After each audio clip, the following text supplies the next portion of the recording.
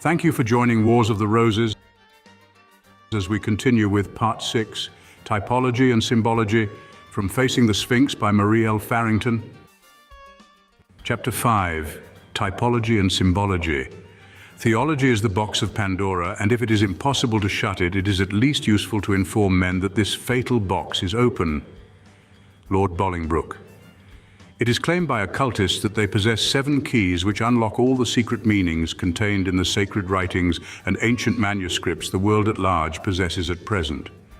However, several well-known writers have mastered typology and symbology and demonstrated most conclusively the hidden meaning underlying the many-sided faces of the sphinxes of ancient times without being initiated or having penetrated the labyrinth of occultism. Says Madame Blavatsky in her last work, the complete records of the growth, development, social and even political life of the Lemurians have been preserved in the secret annals. Unfortunately, few are those who can read them, and those who could would still be unable to understand the language unless acquainted with all the 7 keys of its symbolism. For the comprehension of the occult doctrine is based on that of the 7 sciences, which sciences find their expression in the 7 different applications of the secret records to the exoteric texts. Thus, we have to deal with modes of thought on 7 entirely different planes of ideality. Every text relates to and has to be rendered from one of the following standpoints. 1, the realistic plane of thought. 2, the idealistic. 3, the purely divine or spiritual. The other planes too far transcend the average consciousness, especially of the materialistic mind, to admit of their being even symbolized in terms of ordinary phraseology. There is no purely mythical element in any of the ancient religious texts. But the mode of thought in which they were originally written has to be found out and closely adhered to during the process of interpretation. For it is either symbolical, archaic mode of thought, emblematical, a later though very ancient mode of thought, parabolical, allegorical, hieroglyphical, or again logogrammatical, the most difficult mode of all, as every letter, as in the Chinese language, represents a whole word. Thus, almost every proper name, whether in the Vedas, the Book of the Dead, or the Bible to a degree, is composed of such logograms. No one who is not initiated into the mystery of the occult religious logography can presume to know what a name in any ancient fragment means before he has mastered the meaning of every letter that composes it. How is it to be expected that the merely profane thinker, however great his erudition in orthodox symbolism, so to say, that is, in that symbolism which can never get out of the old grooves of solar myth and sexual worship, shall penetrate into the arcane behind the veil? One who deals with the husk or shell of the dead letter and devotes himself to the kaleidoscopic transformation of barren word symbols can never expect to get beyond the vagaries of modern mythologists. No doubt there is a great deal of truth in the above statement, yet 2 men amongst others have distinguished themselves greatly in the unriddling of the ancients' thoughts and ideas, as transmitted to us in their monuments and sacred writings. Those 2 men, Monsieur Gaston Maspero, successor to Mariette Bey, and Mr. Gerald Massey, have raised the veil which hid from multitudes the mysteries of ancient thoughts and personifications, and have unraveled them in their nakedness. They have interpreted mythology in its 4 phases, elemental, stellar, lunar and solar, and traced back through typology and onomatopoeia, Massey, every glyph to its original source. As mankind developed the 5 senses we possess, now gradually and imperceptibly, according to universal laws of progress and growth, it is easy to surmise that sight was the first sense with which men were endowed, as in Genesis, "Let light be." Therefore, we can safely admit that onomatopoeia, or imitation of sounds, must have preceded speech. Says Gerald Massey, there has been a mental evolution corresponding to the physical, and mythology retains the means of tracing the progress from the vague darkness through the stellar, lunar, and solar phases of thought into the later light of day. It is another mistake to imagine that primitive man began personifying and, so to say, entifying the elements by conceiving the eidolon of fire, wind, or water. Typology proves that he did not personify as his mode of representation. This process was mainly that of objective comparison. He represented one thing by another, the invisible force by a corresponding type of power, The process of representation was that which the logician terms in another application of the words, the substitution of similars. For instance, having no name for the moon, he saw that it was the eye of the dark and called it the cat, earlier lynx or lioness, whose golden eyes were luminous by night. This was the natural phase, but the image still served for typifying when it was known that the moon was only a reflector of the solar light because the eye is a mirror. Hence, the lunar cat-headed or lioness-headed goddess became the eye of the sun. The primitive man did not animate the darkness or the water with any abstract spirit of destruction, but he realized the less definite swallower in the most definite form of the dragon, because he was compelled to think in things. He did not know how the earth gulped down the stars or the water devoured the life, but he adopted the crocodile and hippopotamus as forms most palpable. Earth was the visible cause of darkness, and therefore it was represented by the crocodile that swallowed the lights as they went down in the darkness. The serpent was that which darted death, so was the lightning. The hippopotamus was the power of the deluge broken out of bounds. The howling wind was the great ape in its wrath. The fire was the flaming yellow lion or the golden bird that soared aloft fearlessly in the flames of the sun. This mode of expressing phenomena was the origin of the primordial types, which were continued as mythical, totemic, divine, and thus we are enabled to see that typology and mythology are twin from the birth, and one in their fundamental rootage. Primitive men were forced to typify in order that they might know by name these elemental energies and non-intellectual powers, even as they represented their own totems and named themselves by means of the animals. According to the laws of evolution, cognition of circumflex, the unapparent power as cause of phenomena, must have belonged to the latest perception, not the primary. And in its axiom of the present work, that religious feeling originated in awe and admiration of powers superior to those possessed by the human being, but that the nearest and most apparent were the earliest. The first so-called deities of primitive man may be called weather god, and further on, the most perplexing elements of mythology and language originate in the primary state of typology, the elementary and elemental. This passage, containing such invaluable hints to the student of symbology, cannot be, however, accepted in its entirety unless Darwinism should be recognized as absolute truth. Science tells us that the Earth was a fiery ball, and under the cooling process solidified, but occultism goes still further back, assuring us that it was a shadow before it became a reality. Why should not man have followed the same laws of evolution? The cosmogonies of archaic races begin in the same manner, transmitting thus to us the universal idea of a beginning common to all nations and embodied in a circle. It has been suggested that the cause of all, God, as the theologians want it, is a circle, the center of which is everywhere and the circumference nowhere. This wise definition is attributed to Laplace, who, it is contended, borrowed it from somebody else. Whoever gave it out first matters little. He certainly uttered the greatest and profoundest truth that mankind has ever received. Plato in Timaeus declares that the deity geometrizes, and he describes the Creator as making the universe of a spherical form, the most like unto his own shape. We read in The Secret Doctrine, the idea of representing the hidden deity by the circumference of a circle and the creative power, male and female, or the androgynous word by the diameter across it, is one of the oldest symbols. It is upon this conception that every great cosmogony was built. With the old Aryans, the Egyptians, and the Chaldeans, it was complete, as it embraced the idea of the eternal and immovable divine thought in its absoluteness, separated entirely from the incipient stage of the so-called creation, and comprised psychological and even spiritual evolution and its mechanical work or cosmogonical construction. Among the quiches, the same idea prevailed. In the mysteries instituted by Wotan, the ballet of the tapirs was an important feature in their celebration and consisted of a dance executed by a certain number of venerable old men who held a green palm in their hands and turned in a solemn manner around a musician seated in the center of the circle they were describing. That the great mystic himself personated the musician while he drew sonorous tunes from the tunkul is an illustration of the importance he attached to the symbolical circle. Wotan's teachings were consistent with the pantheistic intuitions of archaic ages. They united harmoniously the visible with the invisible, the concealed principle and source of all, with its outward veil, the manifested universe.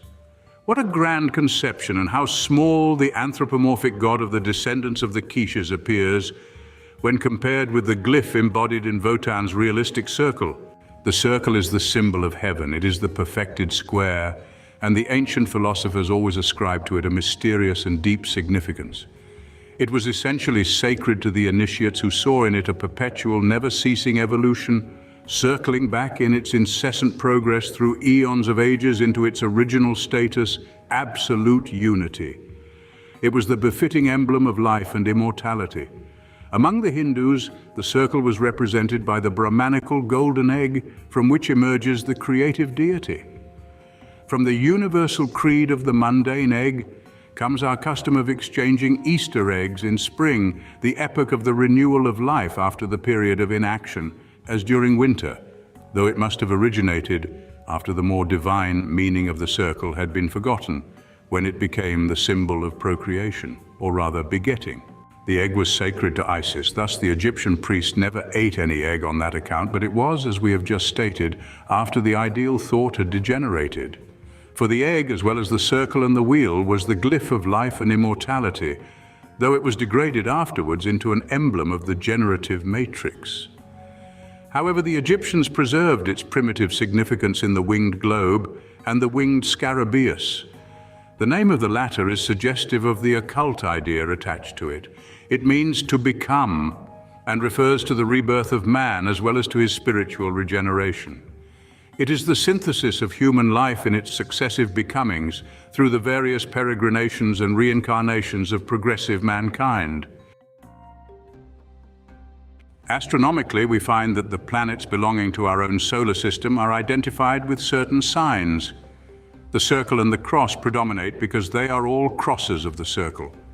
Thus, the symbol of Mercury unites the moon, circle, and cross. Jupiter has a cross underneath a crescent. Mars has an oblique cross on the circle. Venus, a cross below the circle. Saturn, a sickle and a cross. In each case, the cross conveying the idea of the division of the circle into 4 angles of 90 degrees. The origin of the planetary signs is lost in the night of time. We can be assured of one thing, however, namely that those who got them up knew mathematics and geometry to perfection. For the astronomical cross is the emblem of the circle of wisdom. If we open the Bible, we are forcibly reminded of the mysterious and occult meaning of the circle in the passage describing the vision of the prophet Ezekiel. When he beheld a whirlwind from which came out one wheel upon the earth, whose work was, as it were, a wheel in the middle of a wheel, for the spirit of the living creature was in the wheels. The mystic chain of the Masons, a reminiscence of ancient mysteries full of meaning and of the highest import, is formed by making the circle with the hands of each person crossed.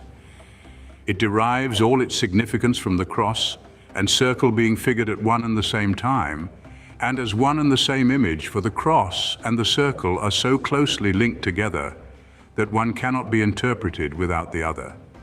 For example, the circle having an inside cross is the symbol of fire and water, or the union of spirit and matter, though the first symbol in cosmogony is the circle, and the next one is the circle and diameter. In heraldry, the square is but a broken or diminished circle, being the continuation of totem signs. Another illustration of the value and significance of the circle is found in the wedding ring. Lord, send thy blessing upon this ring, the blessing being accompanied with the sign of the cross, emblem of the phallus or multiplying X. And this cross of 4 corners is the original source whereof the 4th digit was especially chosen to be the wearer of the wedding ring. It is the type of fertility of the circle fulfilled in the 9 months of gestation, and it symbolizes children forever. Many ladies never take off their wedding ring from the time it is put on the 4th finger at the altar, little thinking that it is a charm against miscarriage and that when the custom originated, it conveyed the idea of reproduction. The decimal system, as revived during the Great French Revolution, must have been known to the archaic races, since the astronomical and geometrical teachings of their philosophers are built upon the number seen here, 10, which became later on a combination of the male and female principles. It was the foundation upon which the Pyramid of Cheops was built. That is, the digits combined with the naught. We find it illustrated also in this figure seen here, unity within zero, which was the emblem of the ever-existing principle of the universe and even of man.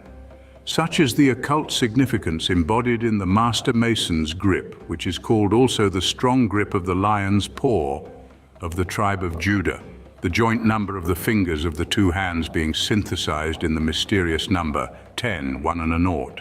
As stated repeatedly before, the absolute could not be expressed by any word, therefore it was unutterable and merely an idea which could not be expressed. But, says Madame Blavatsky, the symbol of its first comprehensible manifestation was the conception of a circle with its diameter line to carry at once a geometric, phallic and astronomic idea, for the one takes its birth from the naught, or the circle, without which it could not be, and from one, or primal one, spring the 9 digits and geometrically all plane shapes. So in the Kabbalah, this circle with its diameter line is the picture of the 10 Sephiroth, or emanations composing the Adam Kadmon, the archetypal man, the creative origin of all things. This idea of connecting the circle and its diameter line, that is number 10, with the signification of the reproductive organs and the most holy place, was carried out constructively in the King's Chamber or Holy of Holies of the Great Pyramid, in the Tabernacle of Moses, and in the Holy of Holies of the Temple of Solomon. It is the picture of a double womb, for in Hebrew he is at the same time the number 5 and the symbol of the womb, and twice 5 is 10, or the phallic number. The double womb also shows the duality of the idea carried from the highest, spiritual, down to the lowest or terrestrial plane, and by the Jews limited to the latter. Finally, mandala is in Sanskrit a circle or an orb, and it means also the 10 divisions of the Rig Veda. The early Gnostics claimed that the Jehovah Elohim of Genesis comprised a pleroma or circle consisting of Sophia, the genitrix, and her 7 sons, whose names are as follows, as seen here. Now, occultists as well as Kabbalists reckon 3 kinds of lights. 1, the abstract and absolute heat, which is darkness for us on this material plane. 2, the light of the manifested emanating from the unmanifested, better known under the name of logos or verbum, the word. 3, the latter light reflected in the minor logos or Elohim collectively, who in their turn shed it on the objective universe. The author of The Source of Measures says that the foundation of the Kabbalah and all its mystic books is made to rest upon the 10 Sephiroth or emanations, illustrated as follows, i.e. they are contained in the circle and its diameter line, or the Pythagorean decade. The Hebrew word Zohar means light, and from that sacred Jewish book we get the following statement. When the first assumed the form of the crown, or the first Sephira, the word Sephira or Sefer means to cipher, he caused 9 splendid lights to emanate from it, which shining through it diffused a bright light in all directions. That is, these 9, with his 1, which was the origin, as above, of the 9 together, made the 10. That is, as seen here or here, the sacred 10, numbers or Sephiroth or Yod, and those numbers were the light.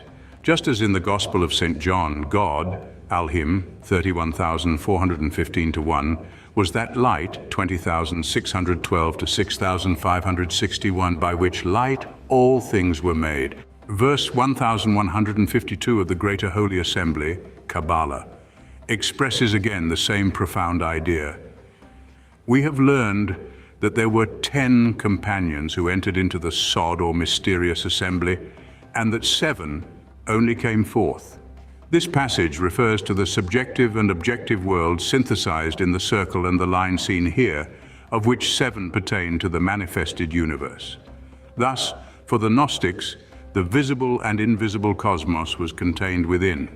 It could be expressed and described by the Pythagorean decade or the digits of number 10. It could be studied from the universals of Plato and the inductive method of Aristotle. Such a system started from a divine comprehension of the unknown, from whom emanated the digits of the decade. Plurality proceeding from unity was reabsorbed and lost again in its original source, the circle. Thus we will resume by saying that every cosmogony begins with a circle.